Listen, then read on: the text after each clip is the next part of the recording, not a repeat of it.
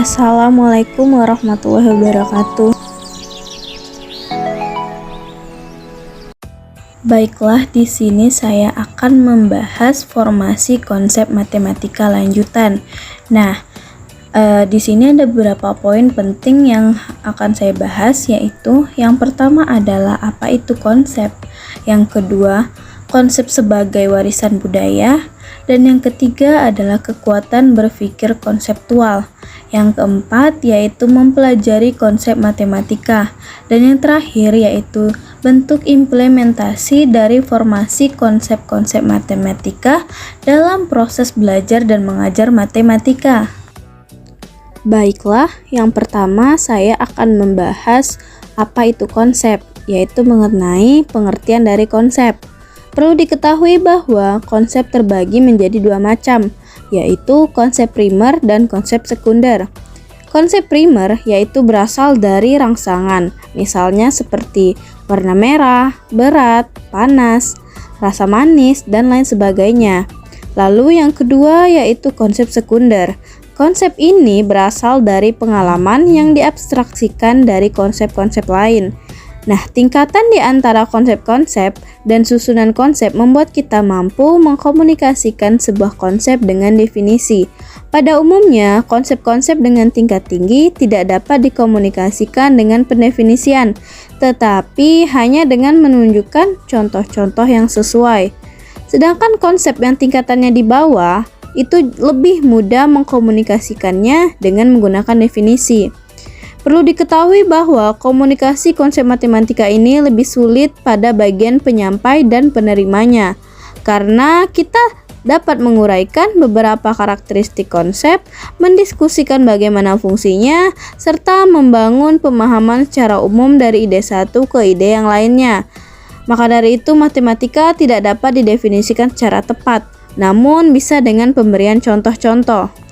Perlu diketahui bahwa pada konsep sekunder tadi mempunyai klasifikasi pengalaman yang dikelompokkan berdasarkan kesamaan dari hasil abstraksi. Nah, abstraksi itu adalah sebuah aktivitas berpikir secara sadar akan kesamaan-kesamaan di antara pengalaman-pengalaman kita. Maka dari itu, konsep terbentuk dari sejumlah pengalaman yang memiliki kesamaan secara umum. Lalu, ketika konsep pertama terbentuk, kita bisa mengatakan bahwa contoh konsep tersebut, sehingga semakin banyak pula konsep-konsep yang kita punya, yang mana konsep itu datang setiap hari dari pengalaman sehari-hari dan bentuknya terjadi secara acak pada waktu-waktu yang berbeda juga. Dengan demikian, pendidikan penting untuk ditanamkan suatu konsep dengan memberikan contoh suatu konsep dan contoh yang tidak termasuk konsep atau non-konsep agar tidak terjadinya miskonsepsi. Lalu, apa sih selanjutnya?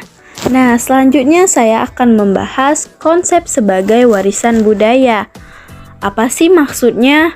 Nah, konsep itu berasal dari pengalaman-pengalaman kan, seperti yang sudah saya jelaskan tadi, yang dapat disampaikan dengan bahasa yang merupakan kelebihan manusia daripada makhluk lainnya. Karena manusia itu diberikan kelebihan berupa kemampuan berpikir, maka dari itu manusia itu dapat mengkomunikasikan konsep dengan bahasa yang mana bahasa itu diperlukan untuk menyusun dan menggunakan konsep tingkat tinggi, serta dapat mengelompokkan, membentuk kita secara ilmiah, sehingga menghasilkan sebuah warisan budaya. Dengan sebuah konsep, kita dapat mengetahui cara memproses data yang memungkinkan kita untuk menerapkan sepenuhnya pengalaman masa lampau yang berguna untuk masa kini. Selebihnya, konsep pada masa lalu diabstraksikan dan secara perlahan diakumulasikan dari generasi ke generasi selanjutnya, sehingga konsep tersebut siap kembali untuk membantu setiap individu baru membentuk konsep mereka sendiri. Inilah yang disebut dengan konseptual system. Perlu diketahui bahwa konsep dari orang-orang jenius dapat diberikan pada orang biasa, seperti misalnya konsep gravitasi yang merupakan hasil studi bertahun-tahun dari seorang yang jenius. Ternyata konsep ini bisa dipahami oleh ilmuwan-ilmuwan masa kini. Orang pertama yang membentuk konsep baru dengan tingkat seperti itu harus mengabstraksikannya sendiri. Jadi ia relatif tidak terbantu. Bahasa dapat dipakai untuk mengarahkan pikiran para ahli berikutnya, sehingga mereka mampu membuat penemuan yang sama dalam waktu yang lebih singkat, meskipun tingkat kecerdasan tiap orang itu tidak terlalu tinggi atau berbeda-beda. Evolusi matematika sebagai warisan budaya dapat dilihat sebagai deretan abstraksi yang selalu bertambah banyak, atau kutipan lainnya yang meluaskan pokok-pokok masalah. Secara khusus, matematika berasal dari bahasa Latin maintainin atau mathema yang berarti belajar atau hal yang dipelajari. Matematika dalam bahasa Belanda disebut wiskunde atau ilmu pasti, yang kesemuanya berkaitan dengan penalaran. Pengkajian matematika yang sistematis dalam kebenarannya sendiri dimulai pada zaman Yunani kuno antara tahun 600 dan 300 sebelum Masehi. Perlu diketahui bahwa matematika saat itu segera berkembang luas dan dapat interaksi antara matematika dan sains, sehingga menguntungkan kedua belah pihak. Nah, penemuan-penemuan matematika ini dibuat sepanjang sejarah dan terus berlanjut hingga kini. Matematika dan warisan budaya dibagi menjadi dua, yaitu yang pertama adalah matematika empiris pada abad ke-6 sebelum Masehi hingga 1850. Budaya yang paling menonjol dapat dikatakan sebagai ciri khas budaya suatu bangsa. Ciri khas bangsa Yunani kuno adalah ide-ide idealnya, serta bangsa Romawi dengan budaya politik, militer, dan suka menaklukkan bangsa lain. Nah, bangsa Babilonia, Mesir, Sumeria dapat dilihat sebagai matematika empiris. Nama ini berkaitan dengan perkembangan matematika yang selalu untuk memenuhi keperluan dalam perdagangan, pengukuran, pengawasan, dan astronomi. Dengan kata lain, matematika diangkat dari pengalaman manusia bergelut dengan masalah-masalah praktis dalam kehidupan sehari-hari. Meskipun demikian, matematika empiris ini telah mengantisipasi kedatangannya matematika non-empiris seperti yang digunakannya bilangan negatif dan sistem bilangan alam atau asli yang menuju ke tak hingga. Kontribusi yang paling menonjol bangsa Yunani yaitu terhadap perkembangan matematika yang terletak pada metode deduktif dan kepercayaannya yang dipilihnya bahwa fenomena alam dapat disajikan dalam lambang-lambang bilangan, dan terbukti sekarang bahwa telah ditemukan alat-alat elektronik digital. Bangsa Eropa sendiri baru-baru ini tertarik pada matematika. Selama 1000 tahun, matematika berkembang di Asia Kecil. Pada tahun 400 sampai 120, perkembangan matematika dikatakan sedikit. Hanya beberapa gelintir orang yang mengembangkannya secara individual tanpa komunikasi satu sama lain. Di antara lain yaitu ada Boethius, Aquino, dan Gerbert. Dan yang paling terakhir adalah Leonardo Fibonacci. Barulah pada abad ke-16 pusat perkembangan matematika berada di Eropa. Yang kedua adalah matematika konvensional pada tahun 1850 hingga sekarang. Pada masa konvensional ini, aritmatika memiliki peran ganda, yaitu sebagai alat bantu sains dan perdagangan, serta sebagai uji komparatif landasan tempat sistem matematika itu dibangun. Hogben, Well, Dembski, dan yang lainnya telah melukiskan peran aritmatika dengan indahnya. Perkembangan kalkulasi yang paling spektakuler adalah diciptakannya otak elektronik atau komputer. Komputer lebih banyak memerlukan matematika daripada elemen aritmatika. Penciptaan memerlukan kolaborasi dengan para matematikawan, aritmatika, dan ahli teknik pakar mesin.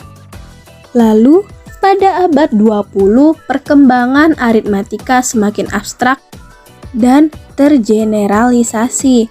Perkembangannya mengacu pada aljabar dan analisis guna lebih mengeraskan si aritmatika. Sebaliknya, yang terakhir ini disebut arimetisasi. Abstraksi dan generalisasi pada abad 20 telah disajikan oleh Lobachevsky dengan munculnya geometri non-Euclidnya. Selanjutnya, pakar-pakar lain seperti Peacock, Gregory, De Morgan yang memandang aljabar dan geometri sebagai hipotetiko-deduktif dengan cara Euclid. Berikut ini terdapat bukti-bukti matematika dalam warisan budaya. Yang pertama, matematika murni dan terapan serta estetika. Matematika muncul pada saat dihadapinya masalah-masalah yang rumit serta melibatkan kuantitas, struktur, ruang, atau perubahan. Mulanya, masalah-masalah yang dijumpai di dalam perdagangan, pengukuran tanah, dan kemudian astronomi. Kini, semua ilmu pengetahuan, masalah-masalah yang dikaji oleh para matematikawan, serta masalah yang muncul dalam matematika itu sendiri. Misalnya, seorang fisikawan Richard Feynman yang menemukan rumus integral lintasan mekanika kuantum, yang mana menggunakan paduan matematika dan fisika, serta teori dawai masa kini, teori ilmiah yang masih berkembang yang berupaya mewujudkan 4 gaya dasar alami, terus saja mengilhami matematika baru. Fakta yang menakjubkan bahwa matematika paling murni sering beralih menjadi memiliki terapan praktis adalah apa yang Eugen Wigner panggilnya sebagai ketidakefektifan matematika tak ternalar di dalam ilmu pengetahuan alam. Seperti di sebagian besar wilayah pengkajian, ledakan pengetahuan di zaman ilmiah telah mengarah pada pengkhususan di matematika. Beberapa wilayah matematika terapan telah digabungkan dengan tradisi-tradisi yang sesuai dengan luar matematika dan menjadi disiplin yang memiliki hak tersendiri, termasuk statistika, riset operasi, dan ilmu komputer. Selanjutnya, banyak matematikawan yang berbicara tentang keindahan, estetika yang dibayangkan dan dari dalamnya, kesederhanaan dan keumumannya dihargai. Terdapat keindahan di dalam kesederhanaan dan bukti-bukti yang diberikan, semisal bukti Euclid, yakni bahwa terdapat tak terhingga banyaknya bilangan prima, dan di dalam numerik yang anggun bahwa perhitungan laju, yakni transformasi Fourier cepat, G.H. Hardy di dalam A Mathematician's Apology mengungkapkan bahwa penganggapan estetika ini di dalamnya sendiri cukup untuk mendukung pengkajian matematika murni. Lalu selanjutnya yaitu kekuatan berpikir konseptual. Nah, pemikiran konseptual ini memberikan kekuatan besar untuk menyesuaikan diri terhadap lingkungan serta membuat lingkungan menjadi bagian dari kita. Kekuatan konsep juga datang dari kemampuan untuk mengkombinasikan dan menggabungkan berbagai pengalaman berbeda dan kelompok. Semakin abstrak suatu konsep, maka semakin membangkitkan kekuatan kita untuk melakukan klasifikasi. Selain itu, kontribusi lain dari kekuatan berpikir konseptual adalah dengan pendeknya daya ingatan kita. Semakin tinggi suatu konsep yang diwakili suatu simbol, maka semakin banyak pengalaman yang terkandung di dalamnya. Nah, matematika ini merupakan yang paling abstrak dan juga yang paling kuat untuk semua sistem teoritik, tetapi juga paling ekonomis untuk orang-orang bisnis serta ahli yang selalu menggunakannya dalam pekerjaan mereka. Bahkan Libby pada tahun 1922 menegaskan bahwa memupuk kebiasaan berpikir konseptual dianggap penting sejak zaman Plato dan guru Plato yaitu Socrates. Nah, Aristoteles pun sebagai seorang ilmuwan intelektual yang terhebat, belajar selama 20 tahun di sekolah Plato dalam hal pemikiran konseptual. Lebih lanjut dikatakan bahwa menghitung, mengukur, menimbang pada aplikasi matematika merupakan cara terbaik membentuk pemikiran konseptual kita. Selanjutnya, yang keempat adalah mempelajari konsep matematika. Perlu diketahui bahwa matematika tidak hanya bisa dipelajari dari kejadian-kejadian nyata sehari-hari, melainkan juga dari hal-hal yang secara tidak langsung kita alami. Nah, bagian terpenting dalam mengajarkan matematika ialah bagaimana mengomunikasikan ide-ide matematika dan tidak hanya menerima apa-apa yang tidak kita kuasai. Berikut ini ada 2 prinsip dalam mempelajari matematika. Yang pertama adalah konsep yang lebih tinggi yang dimiliki seseorang tidak dapat dikomunikasikan kepada siswa hanya dengan sebuah definisi, melainkan dengan mengatur sedemikian rupa sehingga ia menemukan sejumlah contoh-contoh yang cocok. Yang kedua adalah, dalam matematika, contoh-contoh ini selalu mendasari banyak konsep. Ini menunjukkan berarti bahwa contoh-contoh itu harus dikuasai di dalam pemikiran siswa, sehingga konsep-konsep itu dapat dikuasai oleh siswa. Konseptual matematis umumnya berusaha untuk menumbuhkan pemahaman siswa terhadap konsep matematika yang berbeda dan mengurangi penekanan pada menghafal sekumpulan rumus dan prosedur. Banyak ahli matematika dan ahli kurikulum percaya bahwa pendekatan praktek terbaik adalah membantu siswa dalam memecahkan masalah dalam berbagai cara dan mempersiapkan mereka kepada tingkat matematika yang lebih tinggi, dikutip oleh Santa pada tahun 2008. Dalam belajar matematika, meskipun kita mampu mengkreasikan suatu konsep dalam pikiran kita, namun tidak lepas dari konsep-konsep matematika yang telah ditemukan oleh ahli matematika sebelumnya. Hal ini terutama pada tahap awal menjadikan dan pada kenyataannya dan kebanyakan siswa sangat bergantung pada pengajaran yang baik. Untuk mengetahui apa itu matematika, bagaimana mengajarkannya, dan bagaimana mengkomunikasikannya pada orang yang tingkat konseptualnya lebih rendah merupakan beberapa hal yang perlu diperhatikan, khusus mengenai bagaimana mengajarkan matematika pada orang yang tingkat konseptualnya lebih rendah saat ini kurang mendapat perhatian. Akibatnya banyak siswa selama sekolah tidak suka, bahkan takut terhadap matematika. Namun, banyak usaha yang telah dilakukan untuk memperbaiki hal ini. Misalnya, dengan memperkenalkan silabus model baru, penyajian yang lebih menarik, penyajian melalui video pembelajaran, dan lain-lain. Semua usaha ini akan lebih berarti bila proses mental yang terjadi dalam matematika juga diperhatikan. Dalam pembahasan ini, biarpun kita sedang membicarakan konsep-konsep matematika, namun kebanyakan contoh yang digunakan adalah non-matematika. Maka dari itu, konsep-konsep matematika dihasilkan dari beberapa pengabstraksian dan disimpulkan dari abstraksi-abstraksi dan seterusnya, sehingga alasan psikologis yang semula dalam bahaya menjadi hilang oleh kekomplekan contoh-contoh matematika. Bahkan setelah diperiksa, topik-topik sederhana seperti menghitung perkalian banyak memuat konsep-konsep tingkat rendah. Dan selanjutnya yang akan saya bahas adalah implementasi formasi konsep-konsep matematika dalam proses belajar mengajar matematika. Berdasarkan hasil kajian tentang formasi konsep-konsep matematika yang ditulis oleh Richard Scamm ini diperoleh pengetahuan baru tentang bagaimana penanaman konsep-konsep matematika kepada peserta didik. Dalam pembahasan ini saya sampaikan bahwa konsep terbentuk dari sejumlah pengalaman yang memiliki kesamaan secara umum. Banyak guru-guru yang mengajar memulai dari konsep definisinya dulu.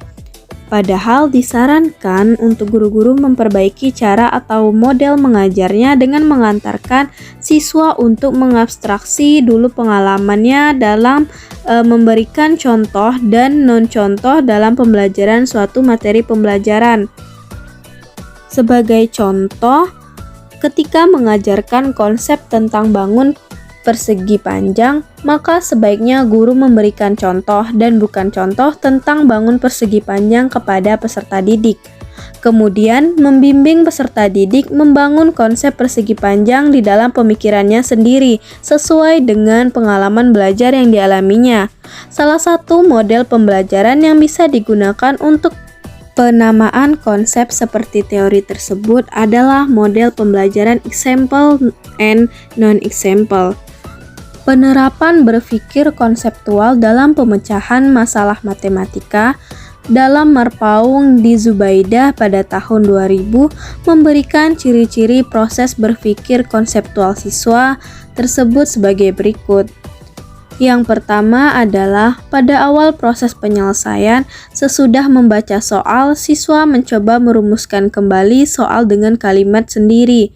Lalu yang kedua, mencoba memecahkan soal atas bagian-bagian, lalu mencari hubungan antar bagian-bagian tersebut. Yang ketiga, cenderung memulai pemecahan kalau sudah mendapat ide yang jelas. Yang keempat, yaitu jika penyelesaian sementara salah, soal kembali diuraikan atas struktur yang lebih sederhana. Lalu yang kelima adalah suatu masalah tidak dipandang terlepas dari masalah lain. Selanjutnya, masalah lebih banyak diolah secara mental di dalam pikiran daripada dalam tindakan. Selanjutnya, menggunakan konsep dalam memecahkan masalah. Dan yang terakhir adalah mampu menjelaskan langkah-langkah pemecahan masalah yang telah dilakukan. Misalnya ada contoh soal 85 dikali 62. Nah, siswa yang berpikir konseptual mungkin menyelesaikan dengan cara seperti berikut. Pada metode pertama, siswa menjelaskan bahwa menjumlahkan 62 sebanyak 85 kali untuk mendapatkan hasil dari 85 dikali 62. Lalu ada metode kedua, siswa membuat 62 lingkaran dengan 85 bintang di setiap lingkaran. Siswa itu menarik satu lingkaran yang berisi 85 bintang, lalu mengatakan bahwa saya perlu membuat 62 lingkaran seperti ini untuk mendapatkan jawaban untuk masalah 62 dikali 85. Lalu ada metode ketiga, yaitu siswa mengatakan bahwa pertama kali saya kalikan 5 dikali 62, berikutnya saya kalikan 80 dikali 62. Hasilnya yaitu 310 ditambahkan 4960 yang jumlahnya adalah sama dengan 5270. Lalu ada metode keempat, siswa yang mengatakan saya bagi masalah menjadi 4 bagian, yaitu 60 dikali 80 sama dengan 4800, 60 dikali 5 sama dengan 300, 2 dikali 80 sama dengan 160, dan 2 dikali 5 sama dengan 10, sehingga hasil jumlahnya adalah 5270.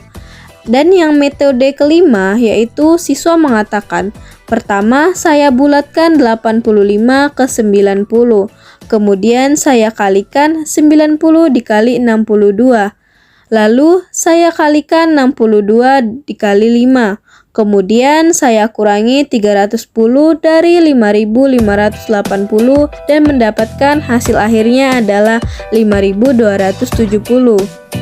Karena pemecahan masalah itu sulit diselesaikan dengan kemampuan menghafal berbagai rumus, tetapi kemampuan memandang masalah secara keseluruhanlah yang diharapkan dalam menyelesaikan matematika.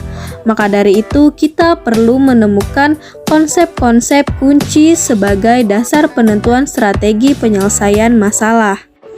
Baiklah, kesimpulannya adalah masalah matematika tidak seperti soal matematika biasa yang dapat diselesaikan dengan langsung menggunakan rumus atau aturan yang sudah biasa digunakan. Akan tetapi membutuhkan pemahaman terhadap masalah secara keseluruhan, khususnya konsep-konsep yang terkait dalam masalah tersebut.